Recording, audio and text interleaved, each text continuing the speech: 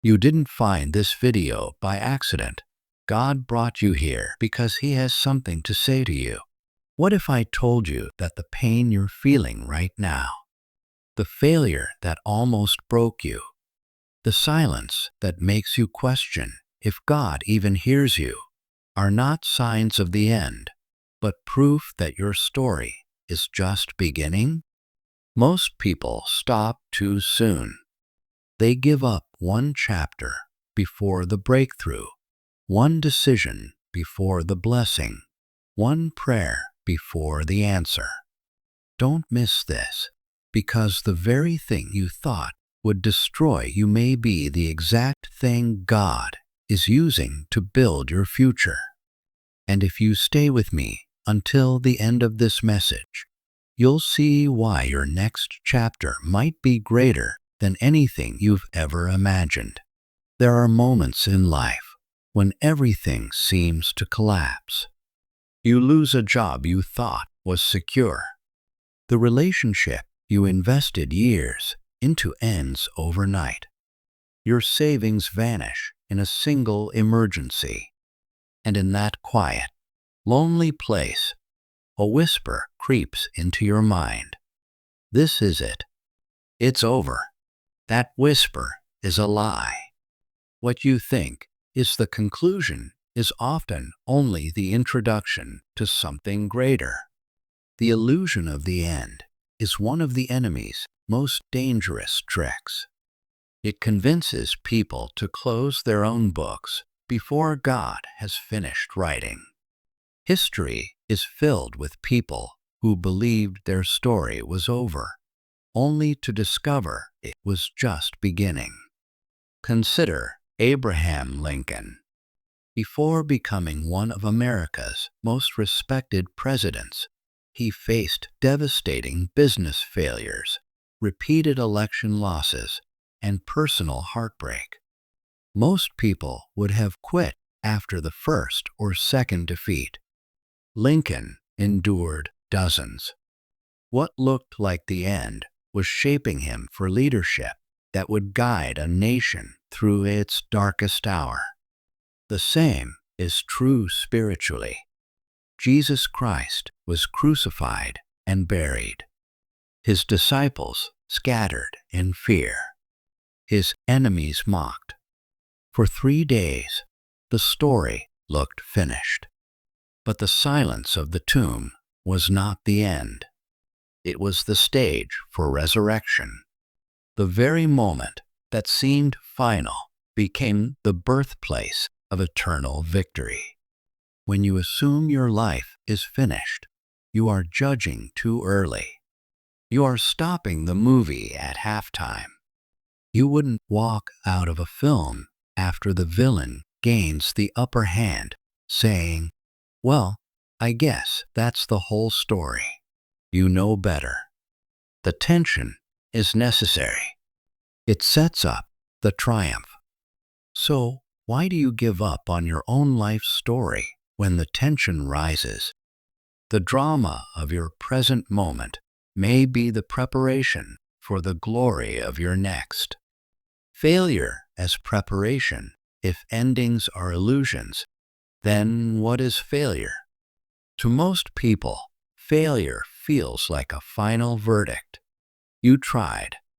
You lost. You're done. But in God's kingdom, failure is not final. It is formative. It is preparation. David was anointed king as a teenager, yet his early years were filled with rejection. His own father didn't think he was worthy of consideration when Samuel came looking for a king. Later, Saul hunted him like a criminal. He lived in caves, faced betrayal, and endured hardship. From the outside, it looked like failure. But in truth, every rejection was shaping his reliance on God. Every wilderness night was forging the courage he would later need to lead a nation. Failure teaches lessons that comfort never can. Success can inflate the ego, but failure humbles it. Success can deceive us into thinking we did it alone, but failure reminds us of our dependence on God. Look at modern life. Walt Disney was fired from a newspaper for lacking imagination. Oprah was told she wasn't fit for television. Steve Jobs was ousted from his own company before returning to build Apple into one of the most valuable businesses in history. Each failure was not the end. It was preparation. God allows failure because He knows success without character can destroy you. If you can't manage $10 wisely, how will you manage 10 million? If you can't handle criticism in private, how will you handle influence in public? Here's a question to consider. If God gave you the success you're praying for right now, would it bless you or break you? Sometimes the no you receive today is not rejection. It is protection. It is God ensuring that when your breakthrough comes, you will be ready to sustain it. But here's the mystery. If failure prepares us, why do so many people remain stuck repeating the same painful cycles instead of moving forward? The enemy of progress, the greatest enemy of progress, is not failure. It is fear. Fear is the silent killer of destiny. It convinces people to stay in comfort zones long after God has called them out. It whispers, don't risk it. Don't try again. Don't step forward. What if you fail again? The Israelites faced this at the edge of the Promised Land. God had already promised them the territory. But when they saw giants, their fear was louder than their faith. As a result, they wandered for 40 years. An entire generation missed their destiny, not because of failure, but because of fear. Fear wastes more time than failure ever could. A failed business might cost you money, but fear of starting one costs you decades. A failed relationship might break your heart, but fear of opening up can leave you alone for life. Think about it. How many dreams die, not because they were impossible, but because someone was too afraid to try? Here's the urgency. Fear costs you years you will never get back. Money can be regained. Opportunities can resurface. But time is a currency that never replenishes.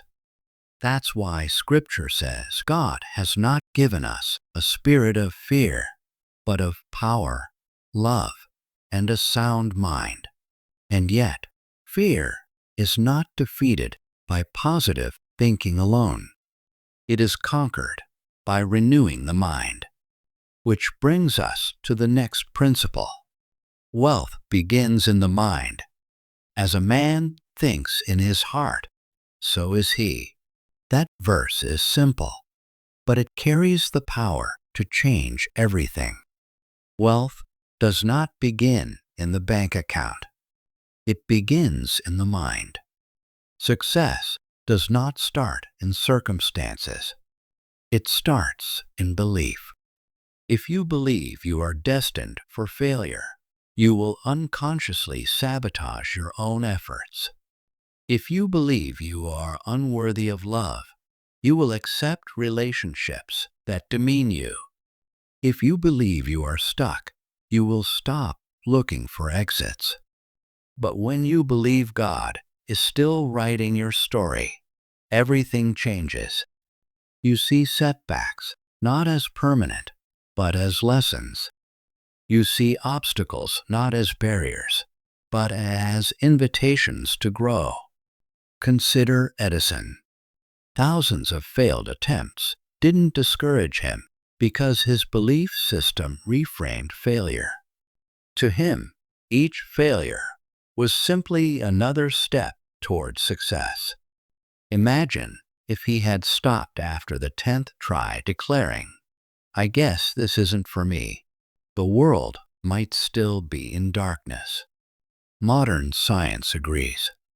Psychologists call this the growth mindset.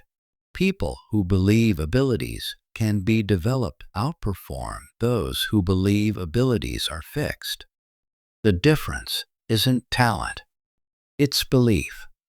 So ask yourself, what story are you telling in your mind?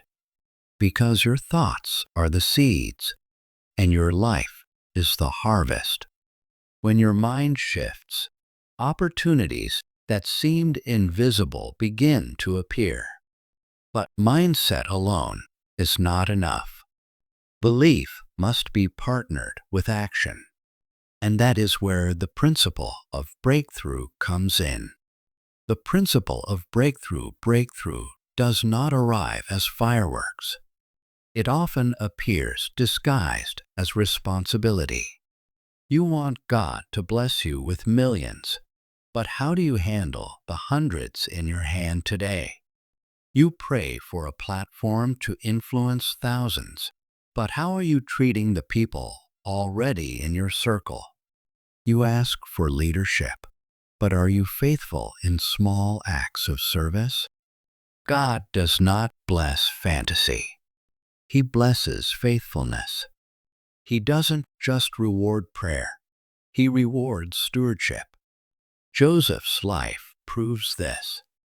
He was faithful as a servant in Potiphar's house, faithful in prison, faithful in obscurity. And because of that, God elevated him to the palace at the right time. This is the secret many miss.